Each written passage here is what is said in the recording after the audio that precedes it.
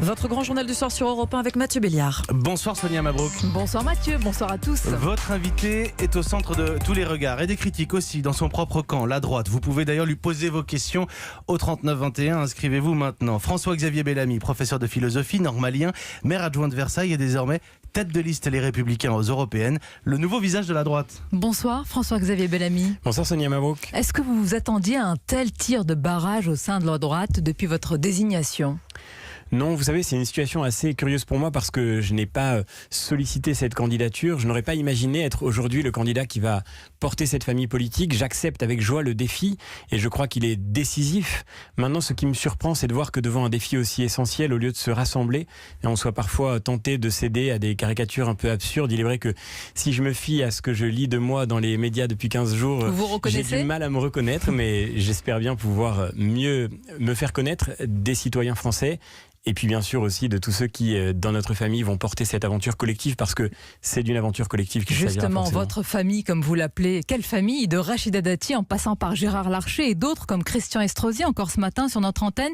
Ils vous critiquent en tant que tête de liste. Mais avant de parler de ce qui vous reprochent, est-ce qu'elles vous touchent, ces critiques ? Est-ce qu'elles vous font douter de votre choix et de votre engagement ? Si je doutais de mon engagement aujourd'hui, c'est que je ne serais pas fait pour le prendre. Il faudra beaucoup plus pour me faire douter. Ce qui est certain, c'est que je sais que j'ai à convaincre aujourd'hui et que c'est ma responsabilité première. Il faudra que je sache montrer que nous sommes capables de porter ensemble un projet qui pourra rassembler sur une ligne claire et que c'est ce projet-là qu'il faut mettre en avant. Je ne suis pas venu là pour défendre François-Xavier Bellamy, ça n'aurait aucun intérêt. Je suis venu là pour parler du fond, pour parler d'Europe, pour parler de l'avenir de la France et c'est ça qui doit nous rassembler aujourd'hui. Maintenant que la désignation a eu lieu, j'espère qu'on saura se montrer réunis pour pouvoir convaincre les Français. Justement, vous dites qu'il faut convaincre. Comment est-ce que vous pouvez être le choix du rassemblement ? Beaucoup vous voient au contraire comme le choix du rétrécissement sur une toute petite base, celle de la droite catholique, conservatrice. Vous ne n'ayez d'ailleurs pas cette filiation. Mais je ne nie pas qui je suis et je ne vais pas m'excuser d'être qui je suis. Je l'assume très posément, mais je l'assume très paisiblement et très sereinement. Et les idées que je défends ne m'ont jamais empêché de parler à tous et de parler de façon ouverte, intelligente et respectueuse. Je crois que nous n'avons aucune chance de convaincre qui que ce soit si nous ne savons pas dire qui nous sommes. Et c'est ce qui se joue aujourd'hui. Vous savez, vous parliez de famille. Après tout, dans toutes les familles, il y a des incompréhensions. Je n'ai aucun doute et aucune inquiétude sur le fait que ces incompréhensions seront rapidement levées, qu'on pourra avancer tous ensemble. Et parler d'Europe, encore une fois, c'est vraiment le plus important. On va en parler, mais la question que beaucoup de gens se posent, François-Xavier Bellamy, puisque vous dites que vous assumez vos idées, vous assumez une certaine vision de la société, vous assumez une certaine vision de la famille. La question est de savoir si cette vision est aujourd'hui la vision de la droite, le projet de la droite, notamment la manif pour tous, vos convictions personnelles sur l'IVG.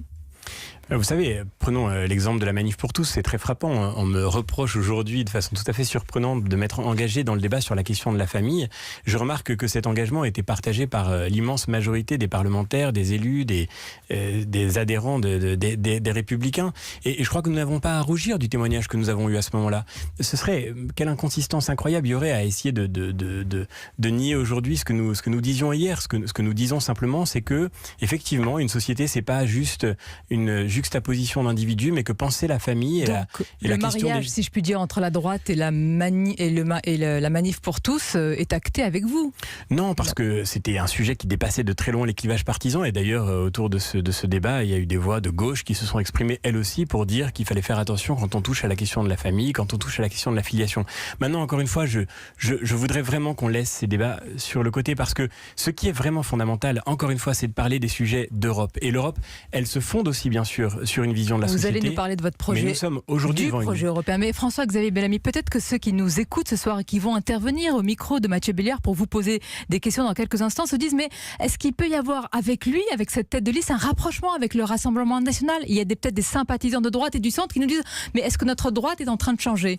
Ça, c'est vraiment une chose incroyable et qui m'a beaucoup frappé au cours des derniers jours. On me prête des mots que je n'ai jamais tenus et des intentions que je n'ai jamais eues. J'ai même à l'inverse écrit à de nombreuses reprises que je ne croyais pas du tout que la droite pouvait trouver un espoir dans une alliance d'étiquettes ou dans un rapprochement de boutiques.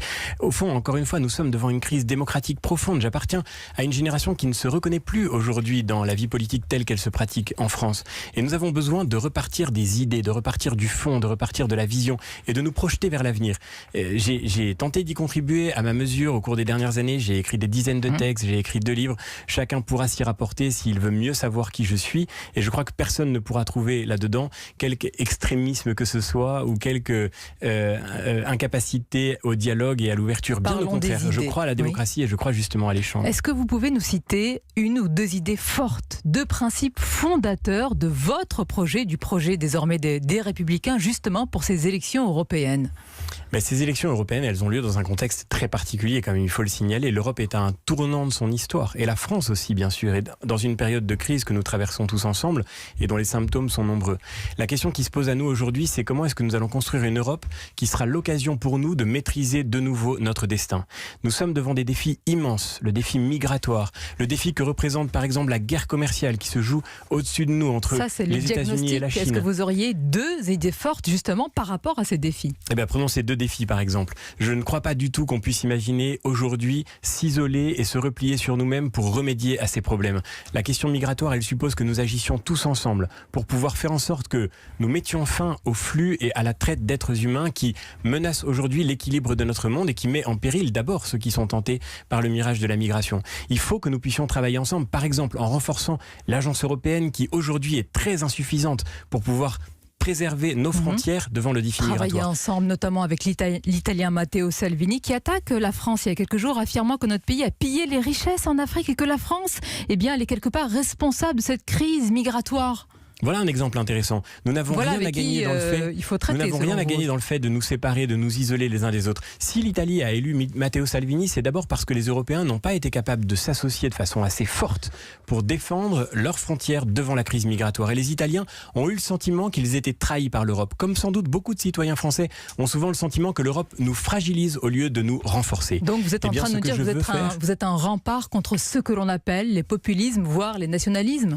Je crois qu'il faut en tous les cas qu'on arrive à trouver le chemin d'une Europe qui fasse la preuve concrète de son efficacité. Sinon, nous aurons beau insulter les populistes et les nationalistes, nous serons voués à suivre la pente qu'ils nous proposent. Et je crois d'ailleurs que la stratégie de la tension qui est en train de s'installer entre Emmanuel Macron et Matteo Salvini n'est pas la bonne stratégie. De part et d'autre, il y a une erreur qui consiste à croire qu'au lieu de parler ensemble, on peut s'isoler pour tenter de remédier à des problèmes qu'on ne peut que travailler ensemble. La question migratoire, elle est bien sûr omniprésente dans les enjeux européens. Elle est aussi liée, François-Xavier Bellamy, à la question de l'identité. Comment vous définissez, en un mot, parce qu'avec un philosophe je me méfie, l'identité européenne? Est-ce qu'il faut la rattacher à ses racines chrétiennes? Est-ce que vous parlez d'une Europe chrétienne, par exemple? Est-ce que vous l'assumez?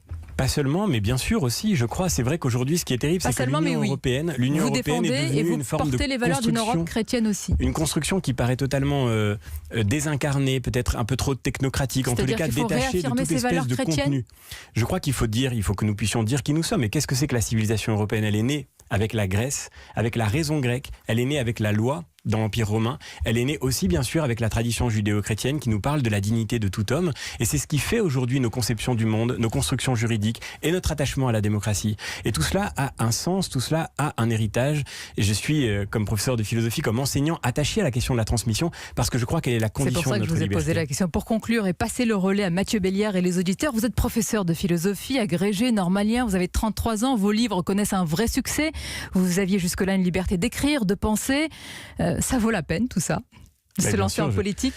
Je compte bien garder cette liberté et cette authenticité parce que sinon nous ne pourrons rien faire. Notre démocratie est malade de toutes les petites phrases et des caricatures absurdes. Il faut enfin que nous puissions reparler ensemble, y compris de nos désaccords, mais en parler de manière sereine pour pouvoir construire notre avenir. Merci François-Xavier Bellamy. Merci, vous restez donc avec nous. Merci de rester avec nous, François-Xavier Bellamy. Vous allez répondre aux auditeurs d'Europe 1. C'est fascinant. Vous allez pouvoir poser des questions directement à celui qui représentera la droite traditionnelle française, les Républicains, aux élections européennes. François-Xavier Bellamy qui est dans ce studio. On se retrouve dans quelques secondes. Merci beaucoup, Sonia Mabrouk. Et à demain, 19h15. Europe 1. A tout de suite, vos questions, c'est au 3921. Et j'allais oublier de le rappeler sur le hashtag Europe 1 également, parce que parfois on n'a pas forcément envie d'intervenir en direct à la radio. Je surveillerai vos questions, je les lirai à l'antenne. N'hésitez pas, vous avez l'occasion de prendre la parole, et c'est sur Europe 1 ce soir.